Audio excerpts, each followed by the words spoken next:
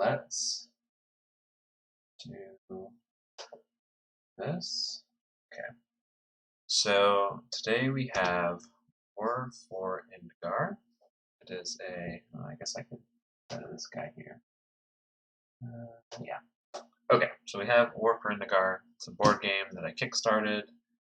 Two local guys to me that live in the DC area made it. So they designed it, they play tested it, they did all the stuff, and they kickstarted it. So I backed it about a year ago, and on Wednesday I got the opportunity to actually pick it up from them. And now I'm actually going to open it because I haven't actually opened it. I haven't played it, but I'll just grab the description from the Kickstarter here. So War for Indagar is a fast-paced 4X strategy game that includes 4 distinct factions for 2 to 4 players, along with an engaging AI. Players select powerful heroes to represent their armies, choose unique strategies to tailor their gameplay, use spells and abilities to gain control over the battlefield, and ultimately, the spirit well at its center. So it seems like a pretty meaty board game. So looking at the packaging itself, it's a good quality box, some cool art on the front. So it looks like since the game, or since like they wrote this, you can do between 1 and 4 players, so that's cool. 13 plus for the age, and it looks like it's about 2 hours plus to play it. So it's definitely something we're going to have to set aside some time to really play it. Looks like a pretty basic box, and then you got some story text back here. So, oh yeah, this is the same description that was on the Kickstarter page. Hey Andrew, how's it going? So let's do this. So I took the plastic wrap off. I took a picture of the inside for Instagram, but this is the first time I'm actually taking any of the stuff actually out of the box, or even getting past this first layer here. So let's do that. So I'm just going to take this, put it over here. All right, so we'll start with the rule book. So it looks like, as you might expect for something that's going to take 2 hours to play, it's got a lot of rules in here.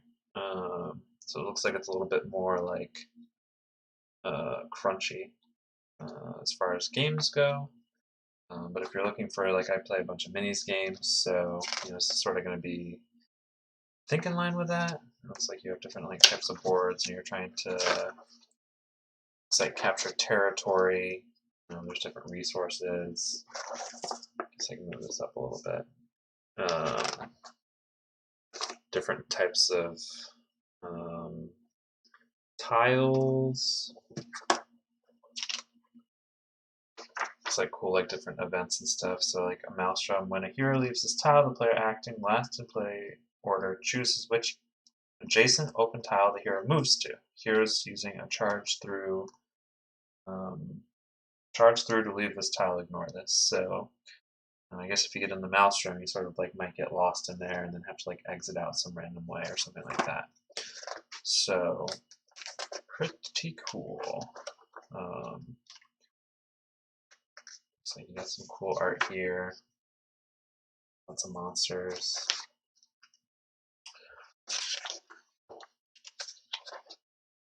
Got some stuff there. So these are the guys. Happy Gorilla Game Studio. So I met Chip and Neil. Like I said, they're local dudes here. So both very cool. I talked to them for 45 minutes about podcasting, about game design.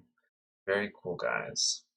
And again, I backed this on Kickstarter a year ago, just because I wanted to support the local scene, Okay. Looks like we got a bunch of tiles and tokens here. So let's get this out of the plastic.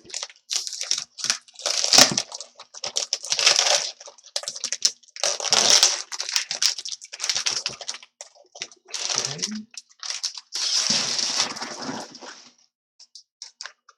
Alright, so we got tiles. It feels like these are going to really pop out really easily, which is nice.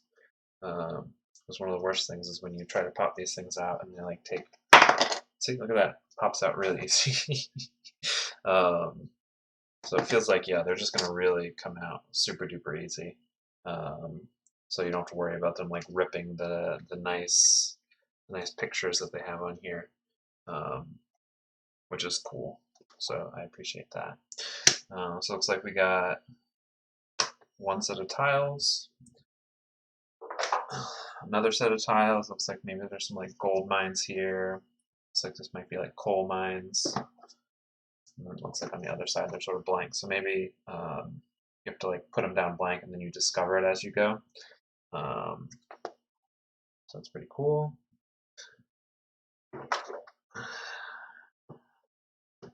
Looks like these ones are basically just blank. They have a couple like little symbols on them, which the rulebook had what these different symbols mean. So I mean, as you're playing, I'm sure you'll figure out what that means. I think these are some of like the cool like special tiles here. Because there's I think a couple that got added because of the Kickstarter too. There were like some weird special tiles. I'm not sure what this is. I think these are for the monsters. So one of the stretch goals was to get minis of these, but we didn't hit that. So you get these nice little tokens here for them anyway. So that's good. Looks like on the other side. So okay, there you go. Score and turn counter. That's what that is. There's a lot of like random stuff. But like I said, these things are just falling out. So that's like really good because I hate when you pop stuff out and it rips the nice pictures.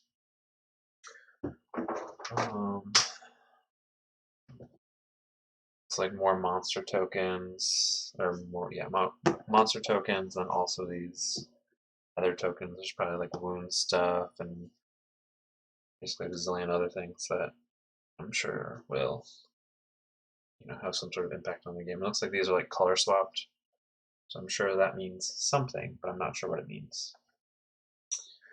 Okay. Then you have your different boards. I think these are for each different little army. So if you are the blood of Shutepa,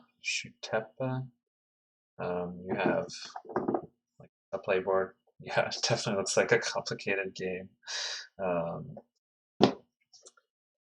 then it looks like you have different, looks like spells or abilities down here in the corner. So these guys can do like raiding from the shadows, whatever that means.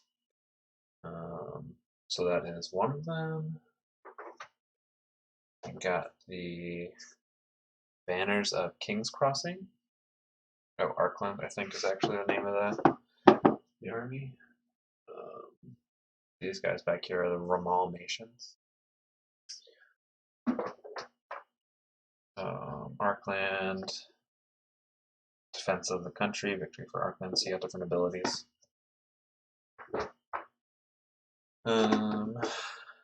Got Great Forest Tribes. I think these are like the hunt and gather, wild, force of nature. So yeah, they're a lot of like nature themed sort of guys. Good quality stuff too. Like I like the feel of these. They feel pretty solid. I don't think they're gonna rip and tear unless you're using them heavily. So good stuff. I also like the feel and like the matte finish of this. Feels good too. Then you have the Cabal. It says the Ghosts of Kanagara on the top. Devour, Rampage, and Pillage. So you can tell what their whole deal is, I guess. Okay. So, I mean, the thing that I want to look at is the minis, but let's go through all the other stuff first. So you got some dice. You got the nice black on gold or gold on black color. Looks like these are not normal D6s. It looks like they're 1, 2, 3, 1, 2, 3. Okay, yeah, so they're just basically D3s because they're 1, 2, 3, 1, 2, 3. These could be useful for other games if you need D3s.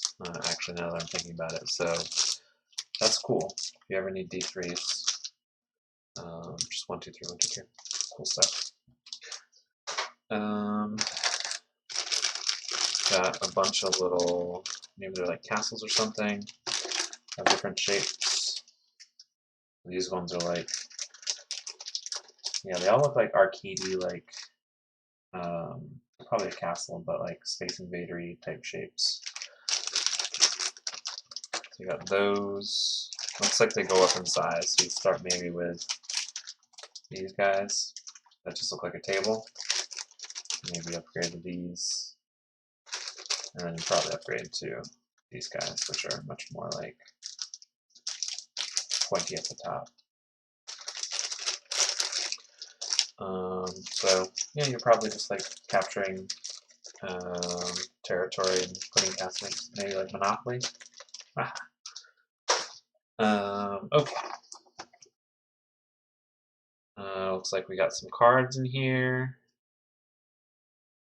I like me some cards. These are a good size for like cheat sheet cards. So it looks like you got some cheat sheet cards, and I think there's probably character cards in here too.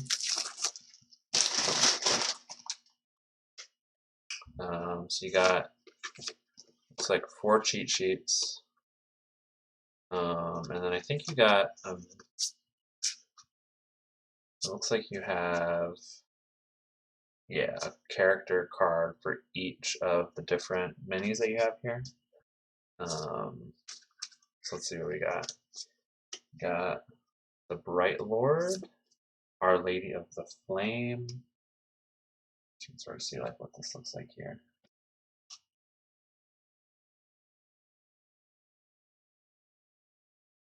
Let me blow this up for a sec. Oops.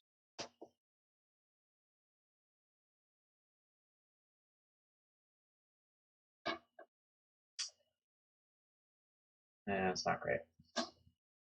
Hard to get a good picture of them. You sort of get the idea. They're cool cards.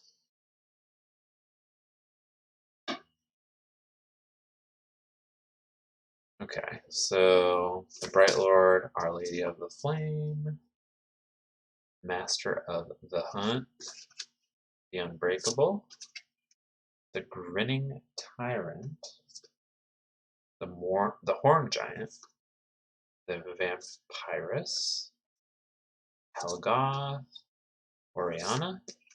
Okay, so these ones are the monster cards, I think. So you got your Helgoth, he's a monster, Oriana monster, Spirit Walker monster, Tijan monster, and you have Little Snake, the Feaster of Shita something or other, the Twin Blades,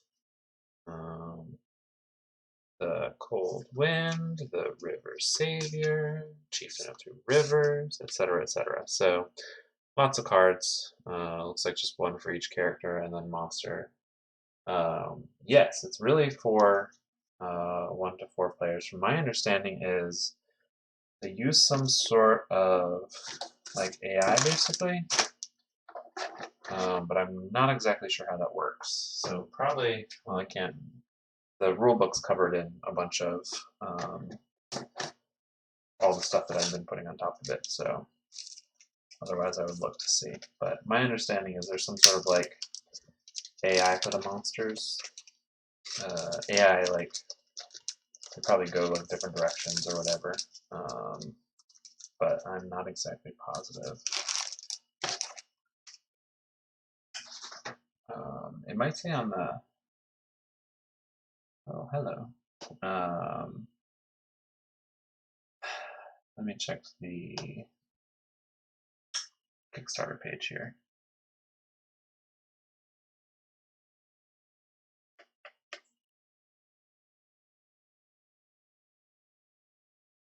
Yeah. I know. game, select your faction heroes. Brand new solo mode. Okay, so pick your faction and build a random solo mode board. Activate your heroes in between 3 or 4 scripted monsters. Okay, so you basically put 3 or 4 monsters on the field, and you're activating your heroes in between them. And you're trying to win before 10 turns in order to win, basically. So maybe I'll try that out. Maybe I'll stream it too and try to see like what the deal is, because that would be interesting. Yeah, so maybe I'll try it out. Maybe I'll stream it. I don't know if I'll do it here, like in the little area here, or maybe take it downstairs to my table. Looks like you got a bunch of wood blocks. I forget what these are called. But you got different colors. Brown, blue, a lot less blue than the other colors. White, black, gold. Oh, they're probably resources, if I had to guess.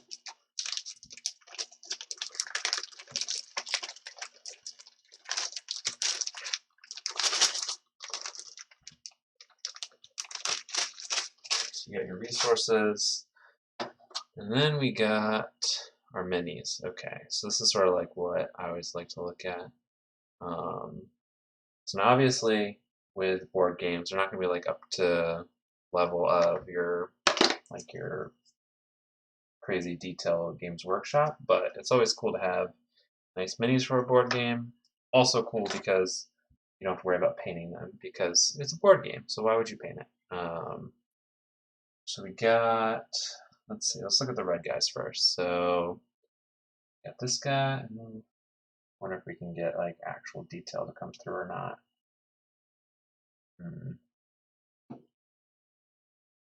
Sort of see what's going on there, but not great. Actually, I might be able to. Oh yeah, I should check it out and then I guess I'd try playing it. So yeah, it's good quality. It's like the bendy plastic. I forget what it's called. But I mean that's good because what that means is that if you take this and you're throwing it in a box or whatever, it's not going to snap when you're transporting it around. So you got this guy. He has like 2 swords. It looks like he's wearing a mask, like a skull mask. So pretty cool. Got this one. She looks like she's sort of just chilling there with a dagger. Oh, you know what I could do? Here, let's do this. Pretty sure blending. I bet if I do, that's the front-facing camera.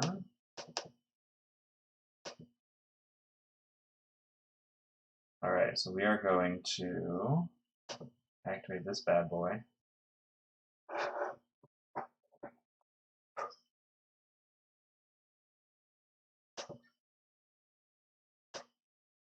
Here we go. So this one, let's throw this up into the corner here. All right, so this camera is actually better quality than the front-facing camera, so we'll use this for the minis.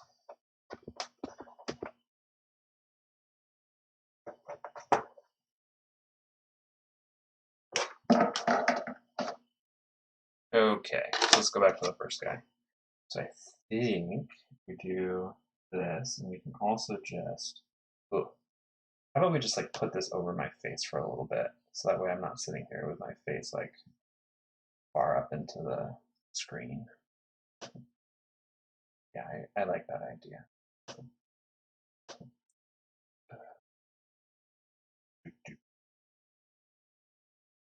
Order up.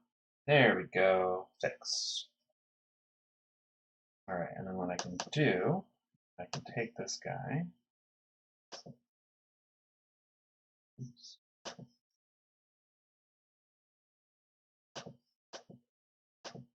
Come on. Here. And what I can do is focus this bad boy.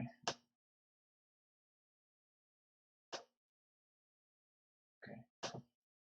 Turn off autofocus. There we go. Okay.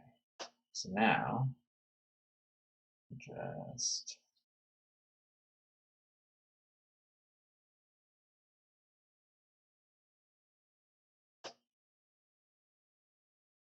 all right. There we go.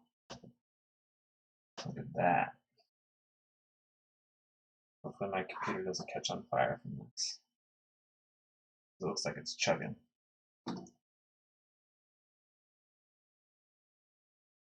So there you go. You can see the skull. Missing part of, oh, because I was holding it like that. So you can see like the sword and the skull and stuff. So pretty cool. Like I said, it's the bendy plastic, so it's good for board games because you're not going to be very careful with this stuff. Okay.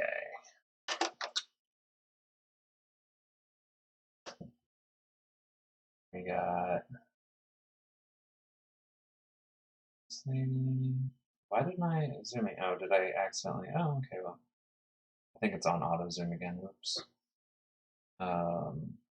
There she is. She's sort of holding a knife there. You certainly could paint them. Really wanted to. They do definitely have quality to them. With the bendy though, like you paint them, you just gotta be careful because if you bend them, it might like make the acrylic paints come off. I've never like painted bendy plastic before. Okay, so that's her. Let's get through some of the other guys. This guy's really cool. He's got like a cool mask, and a knife, and looks like he might be holding something in his hand, like a grenade or something. So, yeah, you definitely could paint them. Yeah, I would just be a little concerned about the bendiness. Oh yeah, definitely grenades because you can see he has like little grenades on his belt. So that's the red guys. Got the green guys, which are more like the foresty guys. So pretty cool dude here. He's got a club. Definitely a different aesthetic than the other ones. Um, Pretty cool. Um, Dude looks like more of like a barbarian aesthetic. So cool. Got like a cool fur cloak here. Stuff.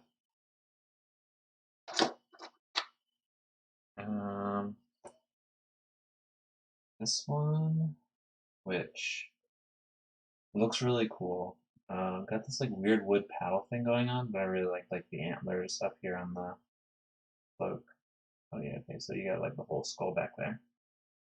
So pretty cool.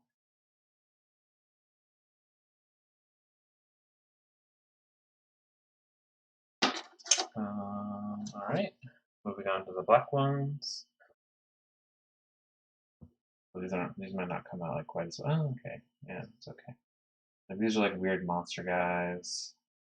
This one's like tall, a lot taller than the other ones. Um, and he's got like a monstery face.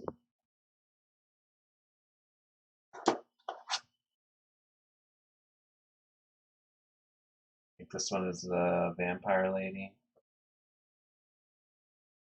Holding the dude's head. Looks like she's got a little dagger or a stake, maybe. I do like the way that the cloth comes out here. It adds a lot of like 3D to it, which is nice. Uh, cool. This guy's another big one. Got a huge sword. Yeah, they look really good.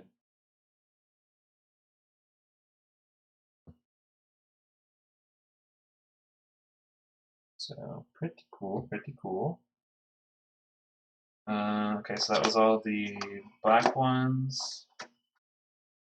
And now the purple ones. So these guys look like they're a bunch of knights. So I really, really like this guy. He's cool.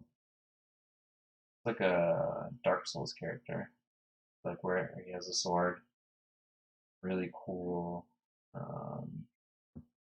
face plate.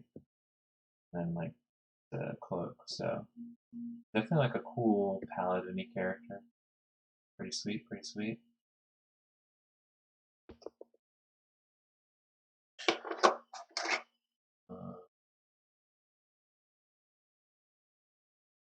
Similar. These guys are on horses now, so the rest of them are all horse people. People on horses, I guess. So yeah, very cool aesthetic.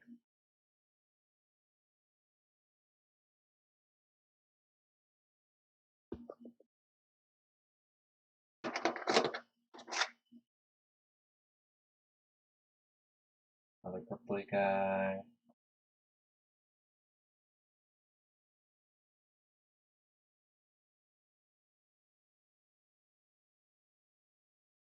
Good stuff, good stuff. And then the last one is this one. So he looks like he's a little bit more like light, not quite as like heavily armored as the other ones. Is all the minis. Go. Oops. So very cool. I'm excited to play. I think I'll do. I think I'll maybe do one of those the solo games. That might be a cool thing to just like throw out and see how the game plays, and maybe just sort of show how it plays with one player. One of the things that I was talking to the creators about was maybe doing an interview. Do the models correspond to the specific character? Oh yeah, so each of the different models are a specific character from these character cards, and then the colors correspond with which color or which color model they are. So you got the 4 purple ones that line up with the 4 purple guys. You got 3 black ones that line up with the 3 black guys. 3 red ones which line up with the 3 red ones, and then 3 green ones which line up with the 3 green ones. So I think it's like basically like a faction. So if you're playing multiple players, you each pick one faction, and then depending on like the size of the game or something that you want to play, or like how long, you pick either one character or multiple characters. I think is the way that it works. So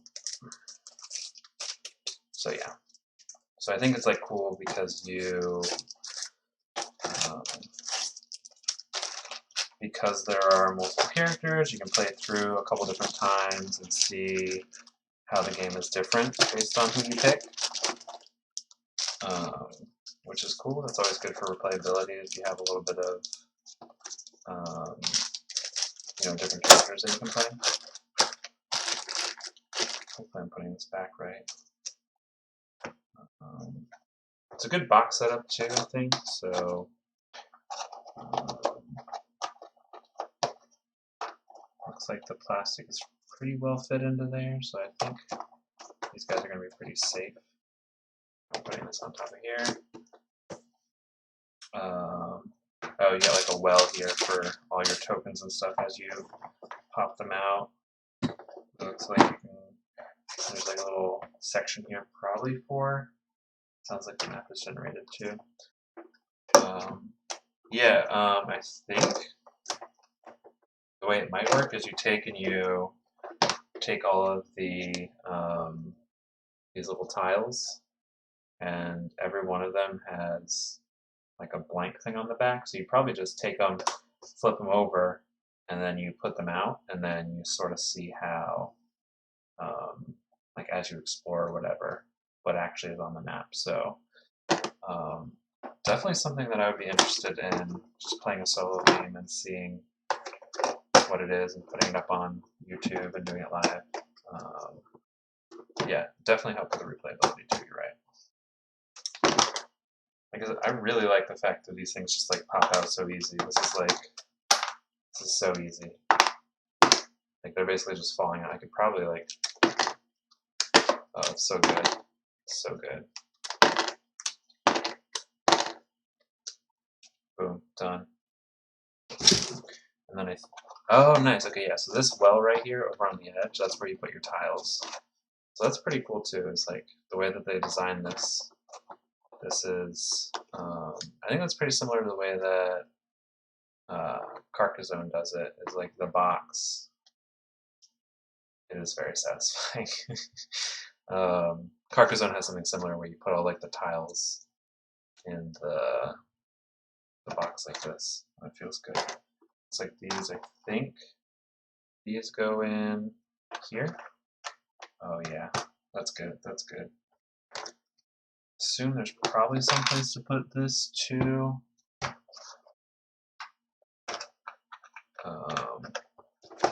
Perhaps. If not, I mean, it fits like.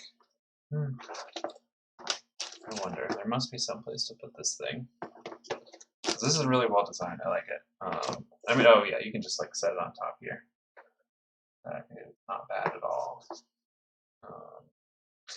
So yeah, all these tiles, you just sort of pop them out, put them in. Yeah, so many tokens, so many tiles. Looks like some of the tiles are blank, so you know, not everything will be something special. So I'm probably not going to put everything back because I think I want to actually pop out the tiles before putting it back.